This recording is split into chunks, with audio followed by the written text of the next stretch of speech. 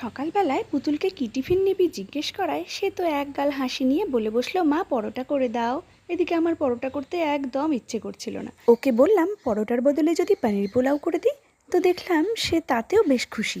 তাড়াতাড়ি প্রিপারেশন শুরু করে দিলাম।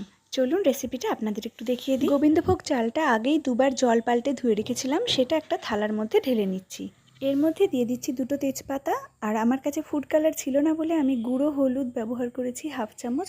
আপনারা ফুড কালারটাও ব্যবহার করতে পারেন। আদা কাঁচা লঙ্কা বাটা দিয়েছি 2 চামচ, তার সাথে দিয়ে দিচ্ছি 2 চামচ ঘি আর 1 চামচ গরম মশলা। খুব ভালো করে এই সব কিছুকে মিশিয়ে নেব। চালের সাথে মশলাগুলো মাখা হয়ে গেলে চালটাকে থালার চারপাশে ছড়িয়ে দেব। এইভাবে 20 মিনিট থেকে আধ ঘন্টা সময় যদি রেখে দেওয়া যায় তাহলে পোলাওটা খুব ভালো ঝরঝরে হবে। এবার প্রথমেই কড়াইতে সামান্য ঘি গরম করে কাজু কিশমিশগুলোকে লালচে করে ভেজে তুলে নেব। এরপর আবার দিয়ে দেব 2 চামচ ঘি। ঘিটা গরম হলে দিয়ে দেব গোটা গরম মশলা আর তেজপাতা। গোটা গরম মশলা ভাজার যখন সুন্দর একটা গন্ধ বেরোবে তখন দিয়ে দেবো আগে থেকে রেডি করে রাখা গোবিন্দভোগ চালটা। বেশ কিছুক্ষণ নাড়াচাড়া করতে হবে যাতে আদার কাঁচা গন্ধটা চলে যায়। এবার আসছে জল দেওয়ার পালা। এটাই হলো পোলাও বানানোর মেন পার্ট। জলটা যদি কম বেশি হয়ে যায় তাহলে কিন্তু পোলাও একদম ভালো হবে না। সবসময় মনে রাখবেন পোলাও বানানোর সময় চালের থেকে জলটা ঠিক 1 কড় পর্যন্ত উপরে উঠে থাকবে। তার বেশি জল দিলে কিন্তু পোলাও নরম হয়ে যাবে। এতক্ষণ পর্যন্ত আমি রান্নায় কোনো নুন ব্যবহার করিনি। এবার আমি জলের মধ্যে 2 থেকে আড়াই চামচ মতন নুন দিয়ে দিচ্ছি। নুনটা আপনারা আন্দাজ মতন ব্যবহার করবেন। এবার ভেজে রাখা কাজু কিশমিশগুলো দিয়ে ঢাকা দিয়ে কুক করে নেব 15 থেকে 20 মিনিটের মতন। মাঝখানে ঢাকনাটা খুলে একটু নাড়িয়ে দেবেন যাতে তলায় লেগে না যায়। দেখুন একদম ঝরঝরে বাসন্তী পোলাও রেডি হয়ে গেছে।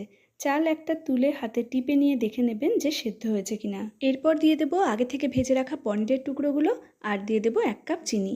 পোলাওটা একটু মিষ্টি মিষ্টি হলেই খেতে ভালো লাগে। পুরো রান্নাটা করার সময় কিন্তু গ্যাসের ফ্লেমটা একদম লোতে রাখবেন আর চিনিটা দেওয়ার পরে ভালোভাবে একবার মিশিয়ে নেবেন। হাতে সময় থাকলে চিনিটা মেশানোর পর গ্যাসের ফ্লেমটা অফ করে দিয়ে ঢাকা দিয়ে 5 মিনিট রাখতে পারেন। একদম নামানোর আগে দিয়ে দেবো 1 চামচ ঘি আর 2 চামচ গরম মশলার গুঁড়ো। ব্যাস, তাহলেই আমাদের বাসন্তী পোলাও সম্পূর্ণভাবে রেডি। স্বাদে গন্ধে রান্নাঘর একেবারে ভরপুর। পোলাওয়ের গন্ধতেই তো মেয়ের মুখে আরও হাসি ফুটে গেছে আর বলে দিয়েছে একটু বেশি করে আজকে টিফিন দিয়ে দেবে, ফ্রেন্ডদের সাথে শেয়ার করে খাবো। সাথে দিয়ে দিলাম আলু গাজর পনিরের তরকারি, যেটা পেঁয়াজ রসুন দিয়েই করেছি। আর কাজু চারমগজ বাটা দিয়েছিলাম আর নামানোর আগে দিয়েছি কাসুরি মেথি আর 1 চামচ বাটার। আজকের টিফিন আইডিয়াটা কেমন লাগলো জানাতে কিন্তু ভুলবেন না। ভালো লাগলে চ্যানেলটা সাবস্ক্রাইব করে পাশে থাকবেন। ধন্যবাদ।